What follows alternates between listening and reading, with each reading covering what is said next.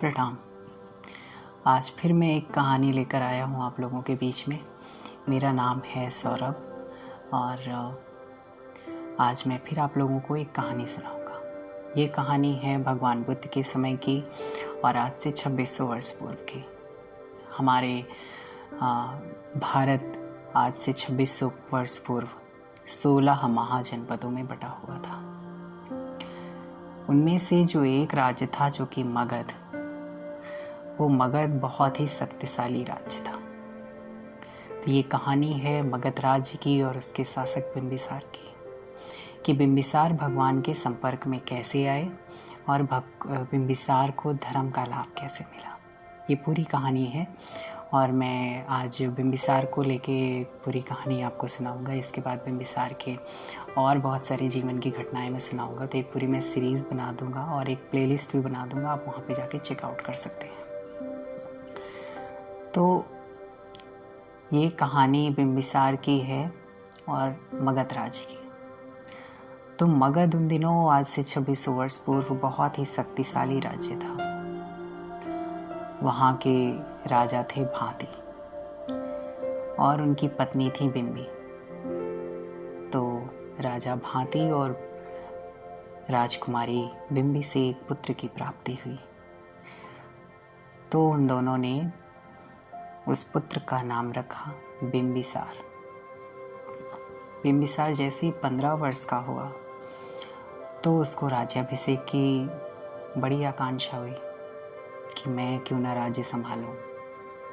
तो राजा भाती ने सोचा कि अगर मेरी बेटी की यही इच्छा है तो मैं क्यों ना उनको राज्य दे दूं, और कार्यभार दे के राज्य तिलक करके और अपना सेवा से निवृत्त हो गए और बिंबिसार को गद्दी सौंप दी। बिंबिसार धीरे धीरे करके अपने राज्य की सेनाओं में प्रगति करता रहा और अस्त्र शस्त्र की विद्याओं में भी निपुण हो गया और उसने अपनी काफ़ी सेनाओं को बढ़ा लिया। अपने राज्य की सीमा पे भी उसने काफ़ी विस्तार किया। इसके बाद उन दिनों की एक जो और शक्तिशाली जनपद था वो था कोसल। तो कोसल जनपद के प्रसेनजीत जो राजा थे, उनकी बहन थी राजकुमारी कोसली।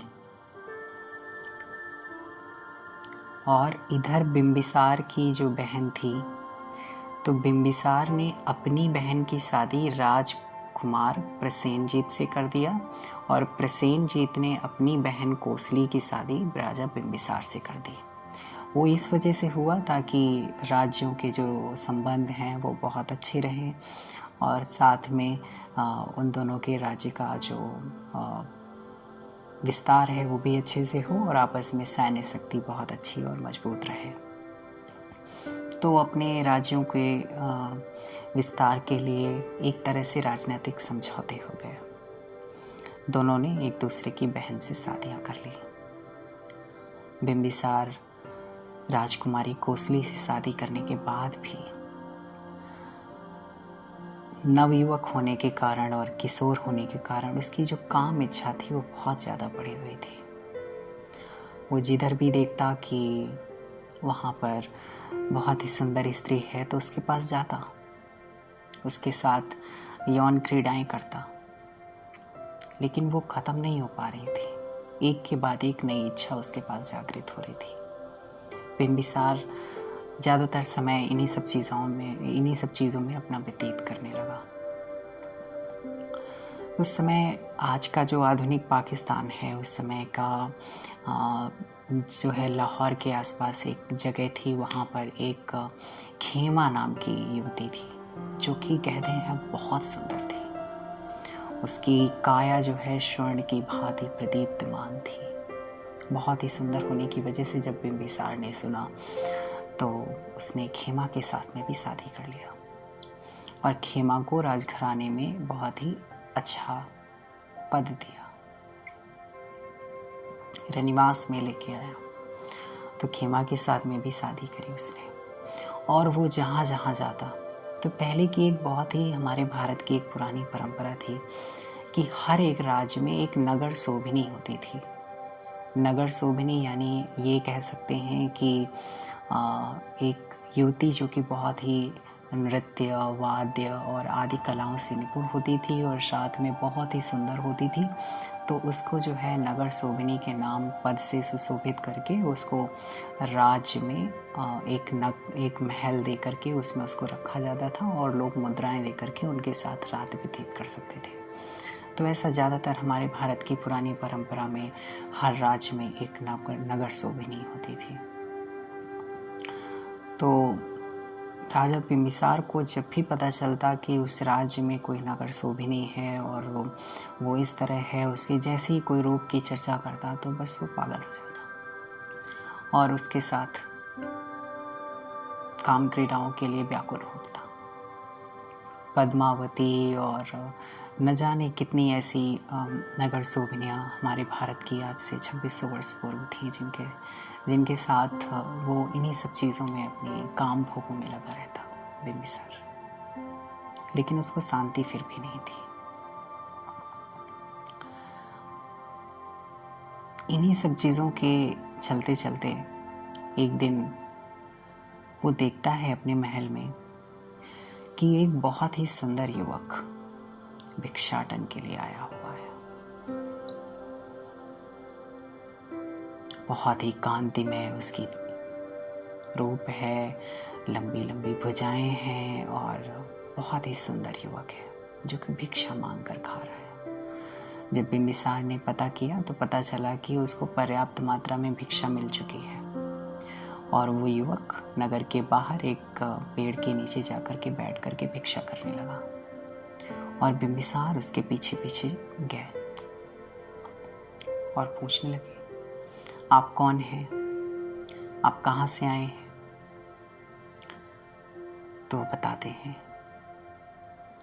कि मैं राजा शुद्धोधन का पुत्र गौतम, मैं राजा शुद्धोधन का पुत्र गौतम हूँ और मेरा जो कुल है, मेरा जो वंश है, मैं क्षत्रिय कुल से हूँ।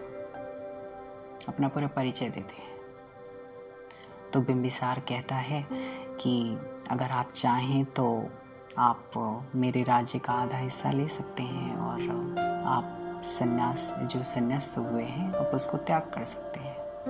आप संन्यास्त मत होइए, मैं आपको अपने राज्य का ये आधा हिस्सा दे करके आप मेरे राज्य पे शासन करिए। तो राजकुमार गौतम ने उसको ठुकरा दिया क्योंकि राजकुमार गौतम ने ही अपने पूरे राज्य को ठुकरा दिया, फिर वो कहाँ इतनी छोटी सी चीज़ के लिए मानता। उसने बिंबिसार के प्रस्ताव को ठुकरा दिया। राजा बिंबिसार ने देखा कि वो जो युवक है, वो जो राजकुमार है, उसके अंदर जो इस जीवन के सत्य की खोज की जो चाह है बहुत ही प्रबल है। बिंबिसार को समझ आ गया था कि युवक सत्य के रास्ते को खोज ही लेगा। तो वो उसे का वचन मांगता है बिंबिसार राजकुमार गौतम से कि आपको जब निर्वाण पाने का जब रास्ता मिल जाए, इस भवसागर से मुक्ति का रास्ता मिल जाए, तो आप राजगृह जरूर आइएगा और हमें भी वो हमें भी धर्म का लाभ दीजिएगा। राजकुमार गौतम मान गए, तैयार हो गए और आगे बढ़ गए। 6 साल की कठोर तपस्या के बाद में जब गौतम से जब वो गौतम बुद्ध बन गए, तब अपने 1000 भिक्षुओं के साथ में राजगृह वापस आते हैं बिंबिसार से मिलने के लिए, क्योंकि उन्होंने आज से 6 वर्ष पूर्व बिंबिसार को वादा किया था कि वो लौटेंगे और रास्ता बताएंगे। आज वो राजकुमार गौतम से बुद्ध बन गए, गौतम बुद्ध बन गए। वो राजगृह आते हैं, मगध राज्य आते हैं और बिंबिसार को धर्मोपदेश के लिए। तो भगवान वहीं ठहर जाते हैं बाहर। तो बिम्बिसार सोचता है कि क्यों ना मैं भगवान को कोई वरदान दूं जहाँ पर भगवान रह सके।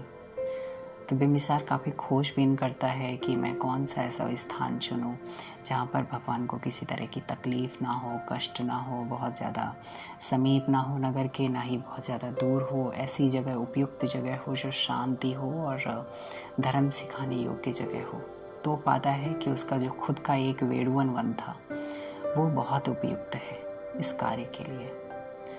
तो महाराज बिम्बिसार भगवान को वेणुवन वन दान में देते हैं और भगवान मौन रह करके स्वीकृति दे देते हैं, दान को स्वीकार कर लेते हैं और भगवान वहीं पर रहने लगते हैं। भगवान बिम्बिसार को धर्मोपदेश करते हैं और बिम्बिसार धर्मोपदेश सुनते सुनते ही श्रोतापन्न हो जाता है। मैं एक चीज़ और क्लियर करना चाहता हूँ। बहुत सारे लोग ये सोच रहे होंगे श्रोतापन्न क्या होता है। तो मुक्ति पाने के निर्वाण की जो प्रारंभिक डुबकी लगती है जब व्यक्ति की, तो उसको हम श्रोतापन्न कहते हैं। इसकी 4 अवस्थाएं हैं। निर्वाण की 4 अवस्थाएं हैं। जो पहली अवस्था है उसको हम श्रोतापन्न कहते हैं, दूसरी अवस्था को सकृदागामी कहते हैं और तीसरी अवस्था को अनागामी और चौथी अवस्था को अरहंत अवस्था कहते हैं। अरहंत हम उस अवस्था को कहते हैं पूर्णतः मुक्ति को कहते हैं, पूर्णतः मुक्ति, जहाँ पर पूर्णतः मुक्ति मिल गई हो। ये जो श्रोतापन्न की अवस्था है ये निर्वाण की प्राथमिक अवस्था है। तो इसमें होता क्या है कि जो चित्त के जो अपाय गति वाले जो संस्कार होते हैं, जो अपाय गति में ले जाने वाले होते हैं, वो अब नहीं बचते हैं, वो ख़त्म हो जाते हैं। यानी व्यक्ति का कोई ऐसा संस्कार वो नहीं बना सकता, अब उसका स्वभाव ही वो ख़त्म हो गया कि अब वो जो है अपाय गतियों में जा सके। अपाय गति क्या? जैसे कि पशु योनि, असुर योनि, प्रेत योनि और भूत प्रेत योनि, ये 4 योनियों को अपाय गति योनियाँ कहा गया है। अपाय गति, इनको बहुत बड़ी निम्न स्तर की योनियों को कहा गया है। तो इन चारों योनियों से व्यक्ति सर्वथा मुक्त हो जाता है और ऐसा व्यक्ति जिसको भी श्रोतापन्न की अवस्था प्राप्त हो जाती है, वो व्यक्ति ज़्यादा से ज़्यादा आगे की 7 जन्म, ज़्यादा से ज़्यादा 7 जन्म में वो अरहंत की अवस्था पूर्णतः मुक्त हो जाएगा। मैं किसी दिन इस पर भी एक टॉपिक पे वीडियो बनाऊंगा जहाँ पर मैं श्रोतापन्न, सकृदागामी और अनागामी और अरहंत को एक्सप्लेन कर दूंगा।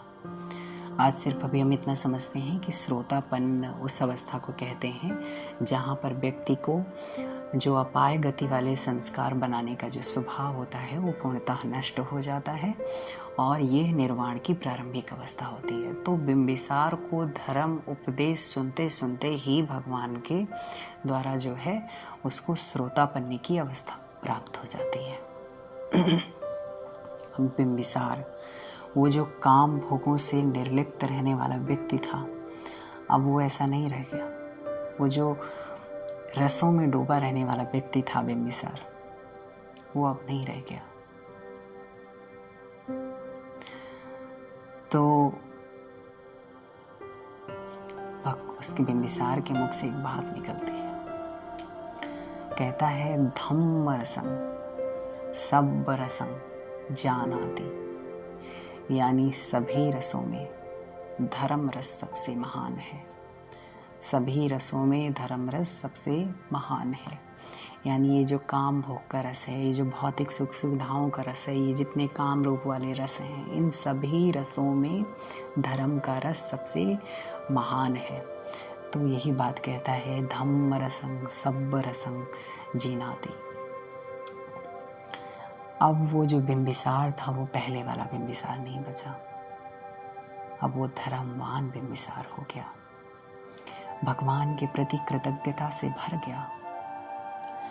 अब वो अपने राज्य में हर एक व्यक्ति को धर्म के लिए प्रेरित करता है, हर एक व्यक्ति को धर्म सिखाने के लिए भगवान के पास भेजता है, सीखने के लिए भगवान के पास भेजता है। धर्मवान हो गया, पूरा राज्य उसका धर्म से भरपूर्ण हो गया। आगे की बहुत सारी कहानियाँ हैं बिंबिसार से संबंधित, उसकी पत्नी की कहानी, अजातशत्रु की कहानी मैं आगे की वीडियोस में कवर करूँगा। अभी के लिए नमस्कार। Thank you so much for supporting मी और मेरा साथ देने के लिए और बहुत सारा प्यार देने के लिए। आप सभी का मंगल हो, कल्याण हो। आप लोग वीडियोस को ज़रूर लाइक कर दीजिएगा और कमेंट भी ज़रूर करिएगा, ताकि मुझे पता चल सके कि मैं कहाँ पर मिस्टेक कर रहा हूँ या क्या अच्छा कर रहा हूँ या क्या गलत कर रहा हूँ। मुझे ज़रूर बताइएगा, आपके फीडबैक की मुझे ज़रूरत है, ताकि मुझे आगे की वीडियोस बनाने में प्रेरणा मिलती रहे। Thank you so much for supporting me. My metta is always with you. सभी के लिए बहुत सारी मैत्री। सभी का कल्याण हो, सभी का मंगल हो।